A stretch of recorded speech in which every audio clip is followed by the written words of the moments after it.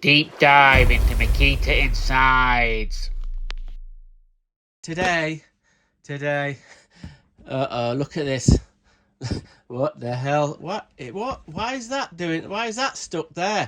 My Makita, well, fairly new multi-tool. This is the latest model, which is the old DTM. Well, not old, DTM 52. What's it? Hang on, let's see if we can see a date badge on it there at the bottom. Let's have a look. Let's see what the date is. 2021, last year. I was one of the, well, I like to think I was one of the first people in the UK to review this tool, and I was waxing lyrical about it. I was raving about it. It is a fantastic bit of kit. And then online I saw a couple of little rumours about this, and then I saw a picture of someone's multi-tool like this. And what it's done is it's jammed. I tried to pull the lever back to get the pin out to put a new blade on because I needed it, and it pulled back a little bit. This bit here is supposed to sit back there, and to release the actual pin, you pull it back, and that actually goes, and then it releases the pin. But it's broken. What I mean is it's jammed. The motor still works. That bit of it's absolutely fine. So most people would have gone, oh, well, that's going straight back to Makita. That's going straight back to Makita to be fixed. Where's the fucking fun in that? I want to see what's inside it. I've seen an exploded diagram of this inside of this tool. And oh my God, it looks very, very complicated. Am I going to regret taking it apart? Maybe. But we can go through this together and you can see what's inside one of these multi-tool. I don't think there's been a video of actually the inside of this. There might be, but I don't know. But I'm hoping to get the clamshell split off here and get to the gubbins here and see if it just needs a bit of I don't know, a little bit of oil or grease, because it's just jammed. It won't do anything. It won't do anything. So as I'm doing it, I'm going to have a look at this, because this is still, I think I've talked about this before. See that how tight that is? Now, I have remedied that a little bit with a bit of silicone spray in there, but it's gone back to being really tight again. So, let's see if we can get this apart and fixed. Right, let's get it open. Some of us are destined for greatness. Everybody else is the bungled and the botched. One, two, three, 4, 5, 6, 7 screws. So we'll get the clamshell apart. It's exciting, isn't it? Bet you can't wait. Well, this is an exciting moment for both of us. So we just ease that up like that. Ta-da! A rather dusty, quite complicated tool. Look at that. Look at all that's goings on. So first thing we need to do is give it a bit of a clean off. And you know what's coming next. Yeah. Bloody hell.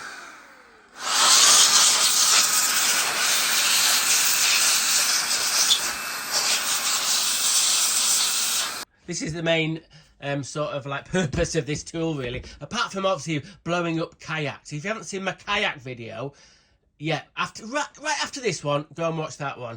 So let's have a closer look. Hope it focuses. So obviously, this is the problem end. These little 2 pins here, they connect to these. Well, these 2 pins, they must catch each other, and presumably in this bit here, it must have a spring in it that's meant to release the pin there. So it's gone tight in there. So what I think we're going to do, first of all, we'll take this little cradle thing here, is mainly just for the light there, just for the light. You can see the wire runs down there and onto, it'll probably go onto the board, which is, I don't know yet. But let's get this bit off and see if we can see anything a bit more.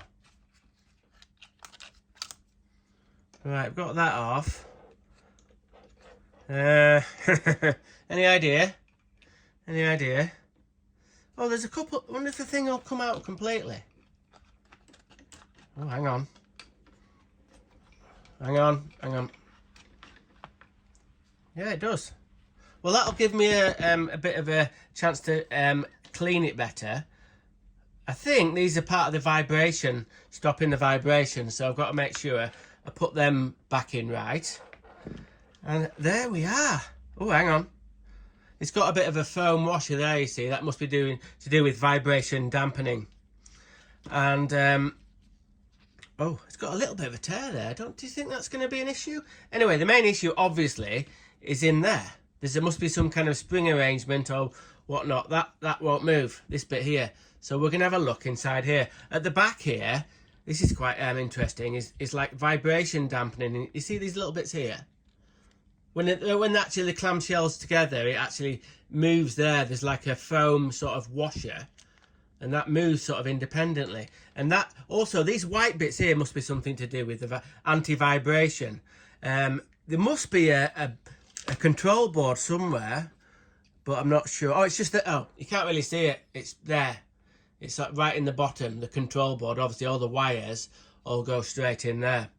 So what we'll do is have a look under here. It's exciting. Look at that. First time probably on the internet someone's taken one of these apart.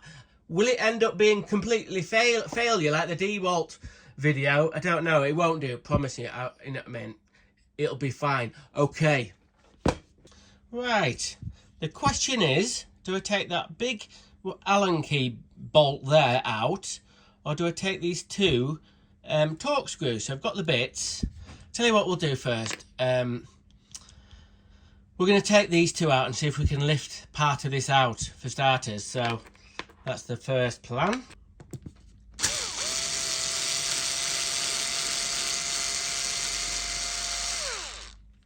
Okay.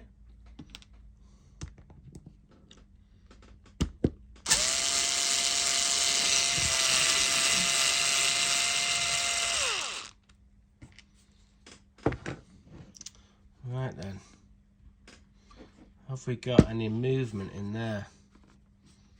Actually, I'm going to take both of these out before they get broken. They're like little donuts. Anyway, so then,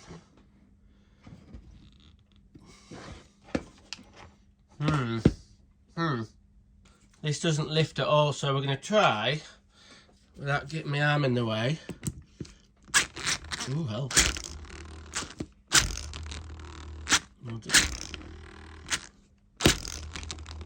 Oh, it doesn't like that. What do we do? Is it just really, really tight? Or is it something to do with that still being stuck in? I don't know. Right, hang on a minute. I've actually, when I was just riving on it with my Allen key a little bit, I noticed this bit moved a bit and it actually came up a bit. As you can see, I think it's been pressed in. But with the old screwdriver, I think we'll be able to get it off, hopefully.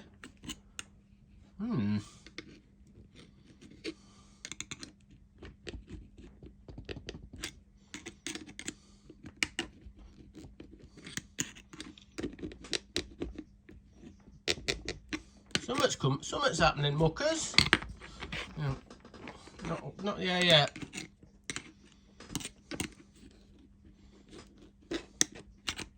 Right. Does that get us access to anything anymore? Yeah. Any ideas?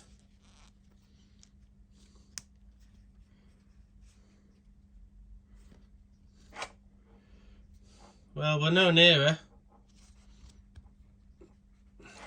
That must hold something in. Because that... Oh no, it doesn't actually. It hasn't got like a sort of a recess there to hold anything. I think that's just there to maybe stop muck getting in. That doesn't seem to be holding anything apart, unless there's something a bit further down that I can't see. Right then, muckers, I think we're on to what are we on, plan B or plan C? This is still jammed here, but what I'm thinking, what if I got my adjustable spanner on there and just kind of worked it backwards and forwards a little bit? See, it seems to be just stopping like that. Let's just see. Oh, it's doing something. Hang on. No, not yet. Hang on. Let me just see if I can get that to... Can I get the pin? Oh, I thought the pin was going to come out then. Hang on. Bear with me. So if I turn that... No, not yet. Unless I can do it, get it to spin a little bit more. Oh, hang on. Hey! I've done it. I've got the pin out, so that's a really good start. It just needed just more of a tweak, and that's her open position at the moment. It's locked into open position. So if I put that back in, that's not locked. Right, I think we're getting somewhere. Instead of having the adjustable spanner on it, I've just put an Allen key into there, and I've worked it backwards and forwards a bit. And watch this. At the moment, it's sort of not jammed in. This is the pin's in the position to have the blade on. So to release the blade, we turn it round, I think this way, clockwise. And you could hopefully hear it make a sound. Do you hear that little click? Hopefully. Yes, I've got the pin out. So let's say, hang on. Do it properly, John, do it properly. I've got a multi-tool blade there. So, what we'll do, put the pin in ready. And to get it to actually locate, I think you just do it, hang on, you turn it back, that was it. There, that's that little click. And it's back working.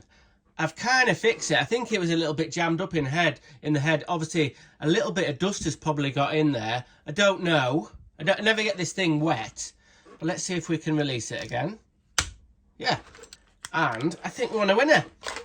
Are you excited? I'm excited. Well, I've got this is one of my favourite tools. If I couldn't use this in the next couple of days, I'd be gutted. I'd have to go back to using one of these. Remember these? This was the first Makita multi-tool you could buy. And then this is the latest one. So, this one's fully working now. I've actually fixed this up. And that's going on eBay. It's going to be a good bargain for someone, that one.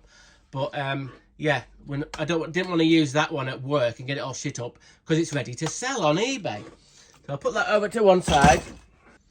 Now then, this is quite interesting. You see this rubber bit here?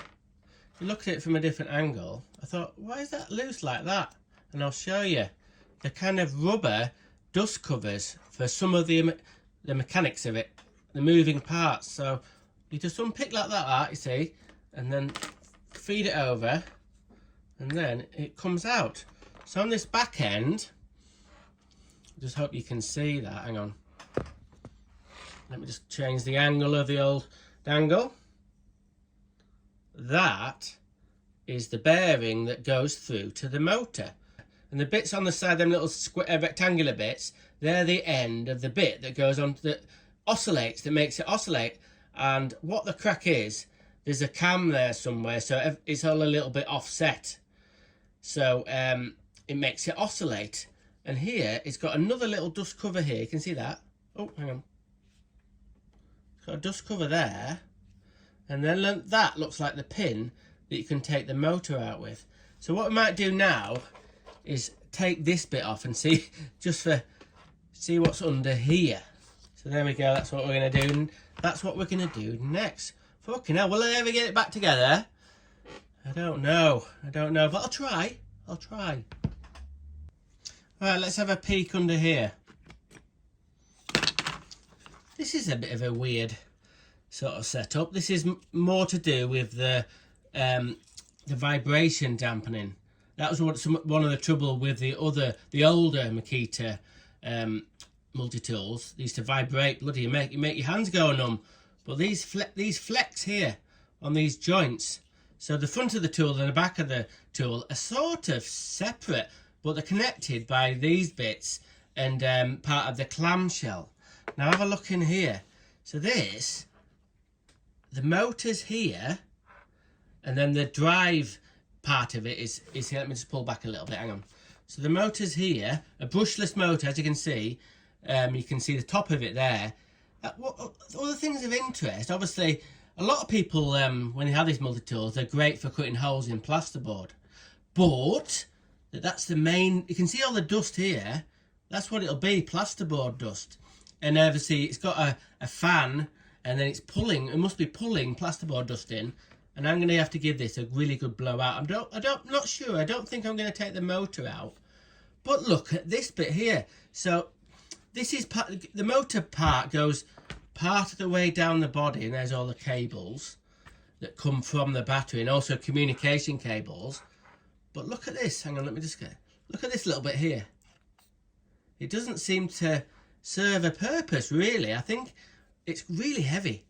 It's obviously some kind of like, it's mild steel, but it just sits in them little 2 pins like that, and just sort of sits there. It doesn't really touch anything there, and it swings on there. I'm going to go out on a limb and say that's something to do with the balance of it. The balance of it. They needed to put a little bit more weight on the back so it's balanced properly. Anyway, there's that bit, and this bit is part of the dampening bits. It's all you can see. Can you see how it moves like that? The dampening on the back, it helps with stopping the tool vibrating too much, but also it stops all the wires getting all knackered on the back of here, so the battery can sort of move about without putting strain on the battery. So the dampening is to stop the vibration coming through your fingers, and also so it doesn't get the battery connections don't get damaged. Anyway, that's what I reckon. I'm no bloody expert, but it's quite exciting, isn't it, to get in it? I like it. Well, am I going to go in any further? I'm not sure. I might actually just call it quits and give it a bit of a blast out, especially on here, this bit of it, and then put it back together and see if it's going to work. But there you go. One of the first looks inside a Makita, the new Makita brushless multi-tool. Unfortunately, I don't know every single little bit of the names of everything like that. Hopefully someone will fucking watch this video and go, I could do a fucking better job than that. Well, I bet you could, mate. Go for it. Well, yeah, I'm saying, I bet you could. Anyway.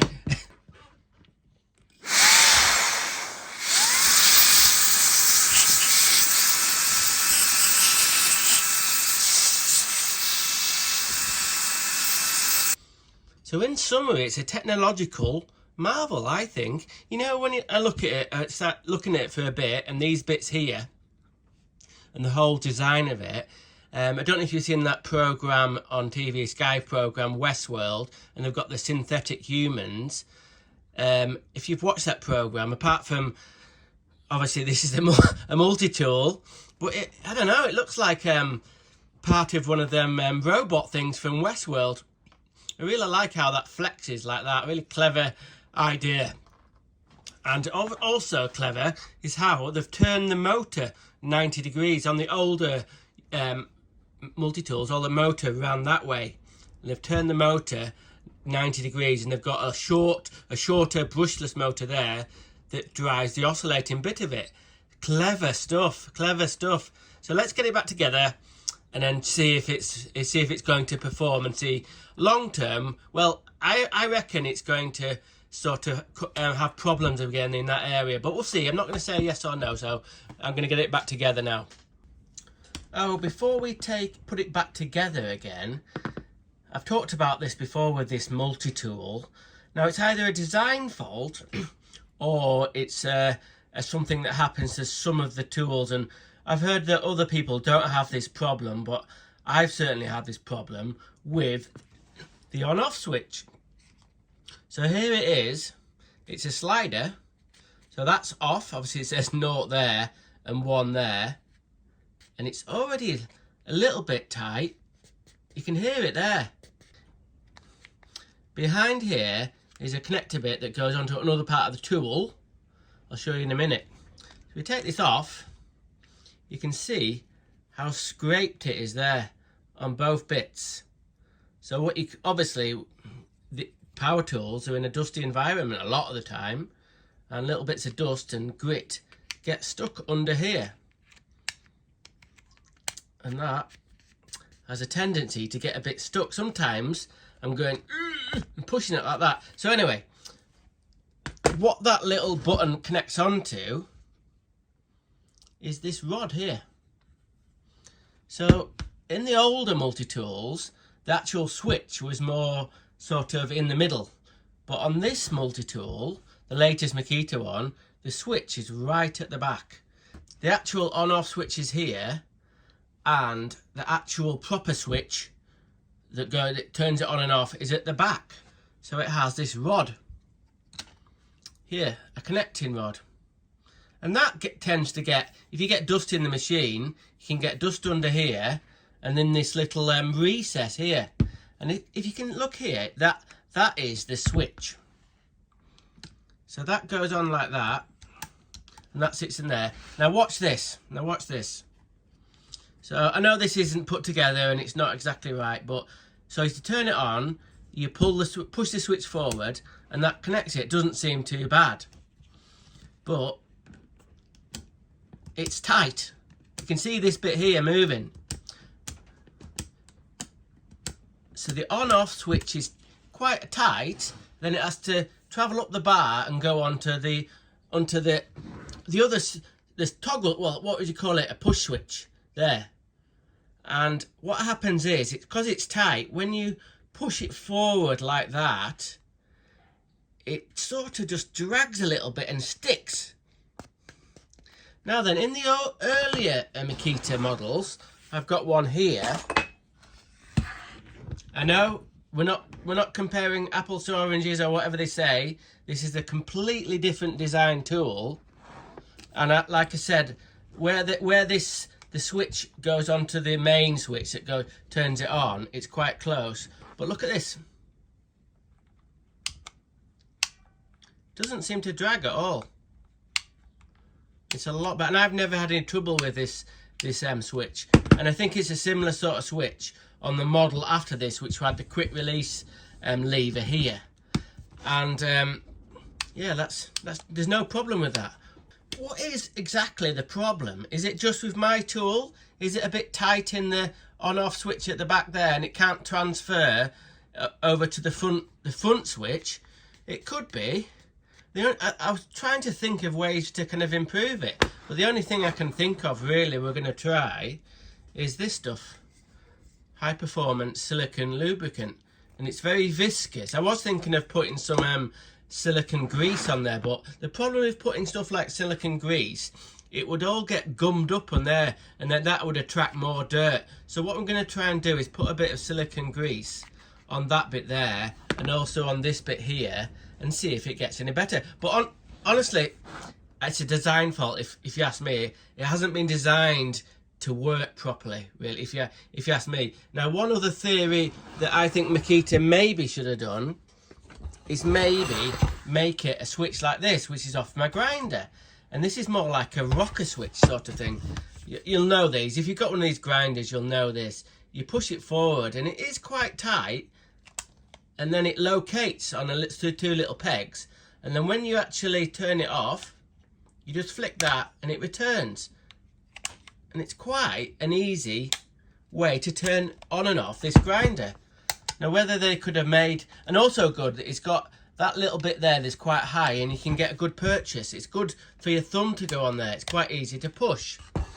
Other things of note is this little ridge here that helps you push it on and off is a lot lower than this one. You can see this one here. I don't know if I can get it to focus.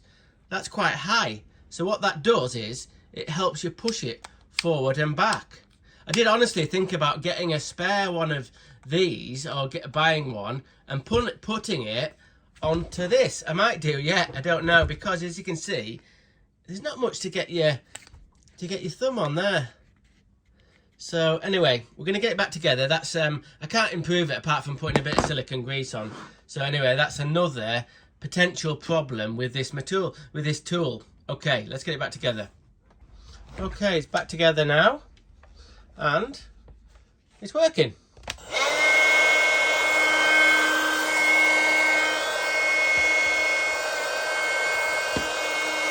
As you can see, I still can't turn it off with one finger. I can do it with my nail, but the main bit we tried to fix is fixed. So this clicks and releases, and then locates again. So that bit's fixed. Whether it'll happen again, I don't know. And whether I can think of something to improve that, I don't know, but I'm glad. This is an awesome tool when it works. It's a lot better than the earlier models, so I still recommend it. Like I said, you might not have problems like this. It might be just a one-off. Sometimes you do get like the odd tool that doesn't perform. It might not be a factory thing. It might be just the odd one that's a little bit faulty. But I fixed it, and I'm going to live with it and see how it is. It's still an amazing tool. I don't think even these little glitches would put me off it's just an amazing tool to use. So there you go. Okay, it's all back up and running, ready for work. Okay, thanks for watching. Random is rad. Rock on. All right, muckers. Thanks a lot for watching. Bloody hell, I've earned 1p. Fucking hell, I'm a YouTube sensation.